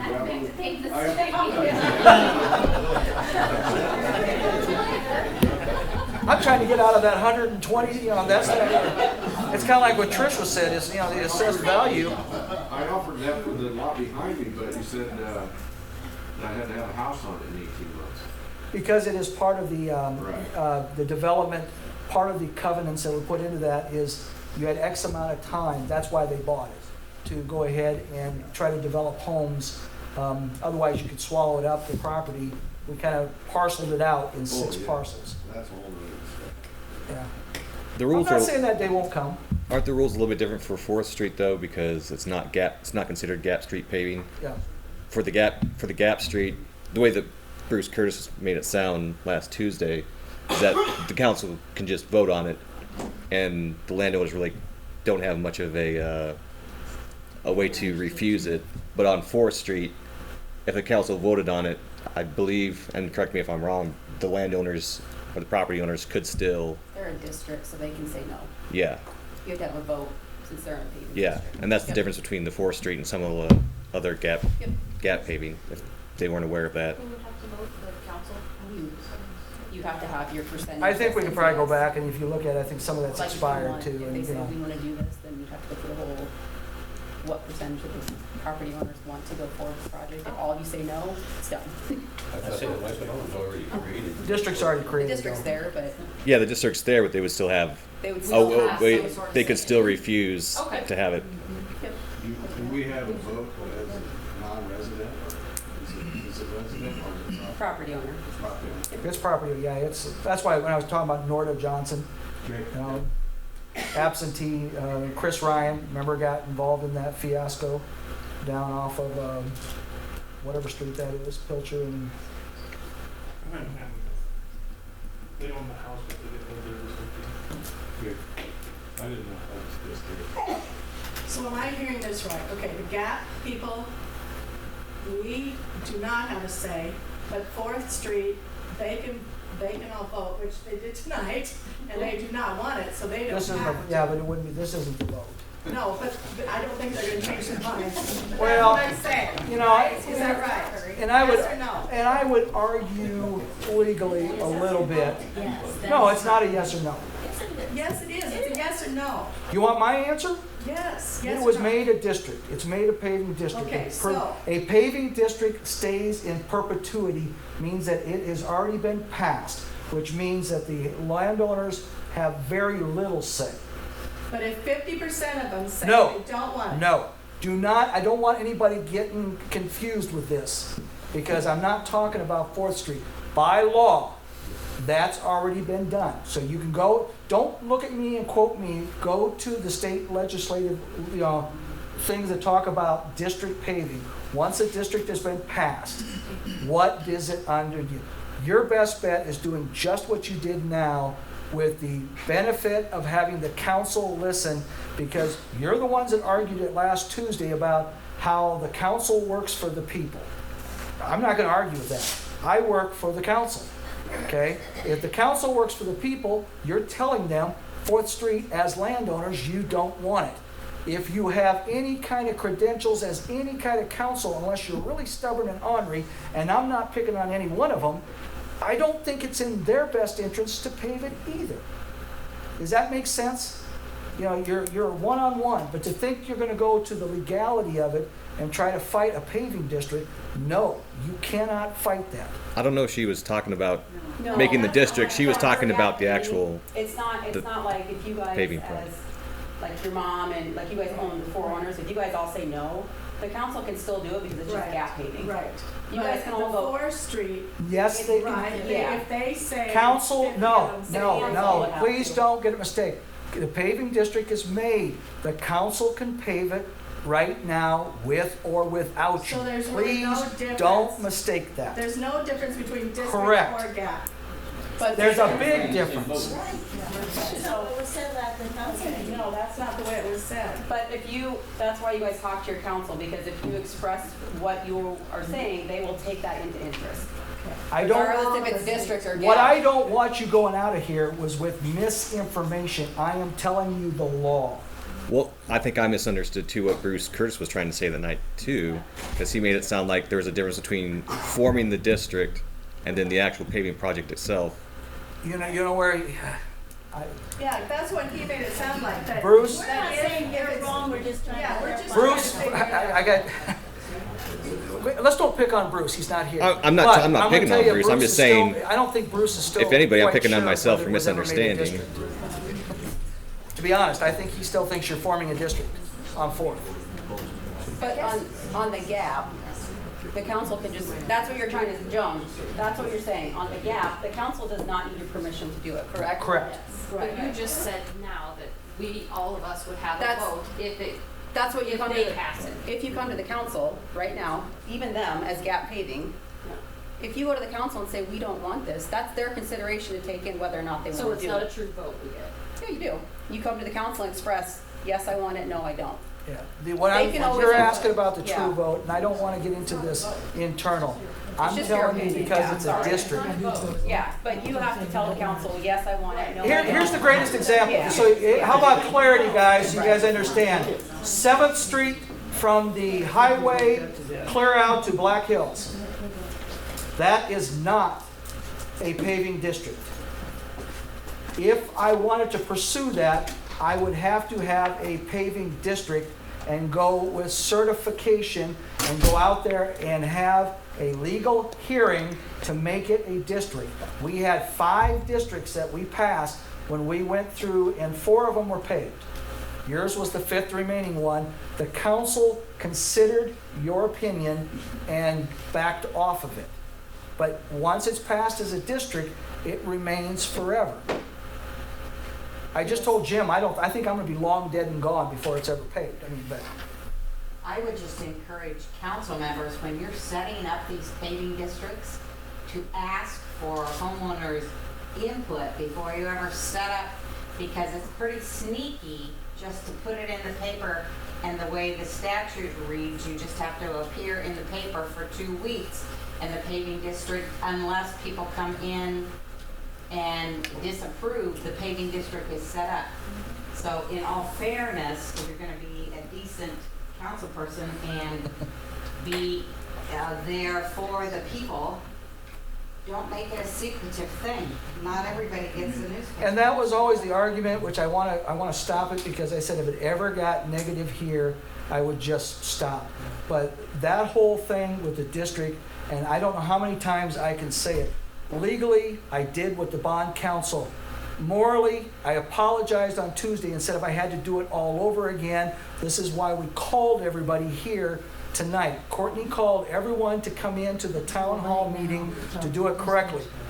This does not happen, by the way. If you think this happens in other towns, maybe Osmond, the smaller communities like ourselves, yes. But anywhere that they're doing paving districts, follow the same statutory rules. Do they have to go ahead and call everybody? No, there are some administrators who would say that that's overkill.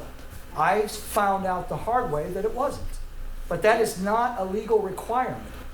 What Jan said is it's probably more of a moral issue. I'm just, No, what I was gonna say is that the current mayor and the current 4 councilmen, us 5, none of us were on the board and voting. I totally. Oh, I'm sorry, yeah, Darren, yeah, I'm sorry. But the 4 councilmen that are currently on were not, I these had totally nothing to get do that. with I it. just think if you're elected by the people to Right. represent the people, you So I should can't seek out undo people what and they be- did. be But quick. But if we don't- if you don't want it to pave, I'm not gonna vote to pave it. None of you raise your hand saying that you don't want it. What you could do with the council, if so be it, I'm thinking outside to go ahead and help you out, is come on the next one. You can ask, please, you could go ask in the 1 and 6 year. Doesn't mean they have to listen, but you could ask at the 1 and 6 year to remove it. Is that gonna be in October or January, February? There'll be a Early notice. June? It's usually we do it in January, but our new one does it in October, but. Our new auditor, he's just a little quicker on the ball. So we did it in October, but that will be a public hearing. You know, I'm not saying whether they need to. The engineer only listens to what the administrator tells him. The administrator only listens to what the council directs him, and everybody had a piece in it. I gave it to him a month ahead of time. Maybe if that is truly the feeling for the time being, and that way Rachel will quit yelling at me every month, get it off the 1 and 6 for the time being until maybe somebody comes forward to request it. Would that make it easier for you? But would it still be a paving district even if it's It not will on the plan? always be a paving district So for but it have to be on the perpetuity. 1 and 6 in order for us to. It has to vote be for on the 1 and paving it. 6 to be paved. Would it take any of our, it wouldn't take any notice to put it back on that 1 and 6 though? Right. 1 year. It may take By the next, because we have to of put it back, okay. Yep. Okay. Question for you, Mike, ponder over tomorrow. Can you undo a paving district? I've never heard of it. Doesn't mean that I don't know. I've never heard of a paving district being undone. That was just on the legislation. That doesn't mean somebody might say, you know, they hate you bad enough and find a way. Any other questions? Don't yell at me. Just going with what Jan said, you know, we don't mean to rehash the past. The way everything was done on 4th Street, the way it was handled. But when we have new council members that come in that don't know what was going on, it's in our best interest to do that. To inform them that it's not always presented exactly the way it is. So to say that we don't need to be at all these meetings or just come to this particular one, we feel like we're gonna be blindsided if we're not at these meetings, as you say, hollering, arguing, whatever terms that you may use, because we were blindsided from the beginning, because I find it hard to believe that everybody sat here not thinking that Stoltz, Montgomery's, Krause's wouldn't care about the cost of this, and their vote was yes, because we were not present. So to the council members that are new, that didn't know how that was originally set up, that's why we have to bring it up again. Not to cause hard feelings or not to be that type of person, but because we do have council members that are unaware of that situation. And I think that needs to be made known. What I guess my point that I keep trying to bring out is based upon what the criteria was at the time. To go above and beyond, yes, that's what we're doing right now. But at that time, the bond council, this was set up. It was a straight list. You do X, X, X, and X. And I know at that time, which was then, I don't know, 3 or 4 years ago, I did call Pearson and talk to Louie, and I called Osmond other places, and they were doing a lot more for their people than what we were doing here. They put it in the paper, they called, and they sent out certified letters, and they had a town hall meeting. And if they were gonna set up a paving district, they ensured they had everybody on that road at that meeting at that time. They just didn't say, oh, they're not here, they must not, you know, oops. That's exactly what they told me, on the phone, person to person. They just didn't say, oh, no, you know, they must be okay with the cost, we'll just, no, we did what we had to do. So, Yeah, no, I know. not all these small towns handle it. No, and I know how Chad, I mean, I remember when Chad handled the one up by the school, and I went there and I felt bad. I mean, for him, just like it would be anything else. I don't want to make that small community, municipality mistake again. And when I keep bringing up, please don't think I'm blaming anyone. When you do a paving road, anybody that's on the council, Cal, you're on it, when you do a paving district, the bond council is the word of God for us. He'll tell you, don't do this, do this, because there are things that can jeopardize what you're doing. So you try very carefully. No roads had been paved since the one by your parents, the Retzloff Road going by the manor. No roads had been paved for, that had to be 15 years at that time. You know, because that was in the 90s, right? So by that time, so I'm listening to this whole thing.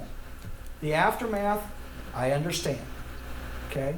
Now, I'm giving you the suggestion, whether it's my opinion or not, as an administrator, if you want to follow the letter of the law, which Mr. Curtis would be glad to, you know, he's there, he's very good about putting me in my place when it talks about which way we want to go with the law. Come to the hearing on the 1 and 6. Talk to your council people, have them either put it on or take it off and revisit it. That's why I said it's never going to go away, but maybe somebody on your road, don't ever think that 20 years from now that somebody on your road may not want it. It's different people, and I don't know who that is. We won't know. I won't be here, I don't think. But you don't ever want to just let it die. You want to take it off for the time being. That's my suggestion to you. Is that fair? 1 and 6 hearing. Which will be in the paper. Which will be in the You have to buy paper. paper to find it and read it. I usually put it on the website too. Well, I don't like that. The website. It's been updated in years. I have to every. Oh, you said old numbers on it. It's all up on it. Thank you very much. It was extremely pleasant.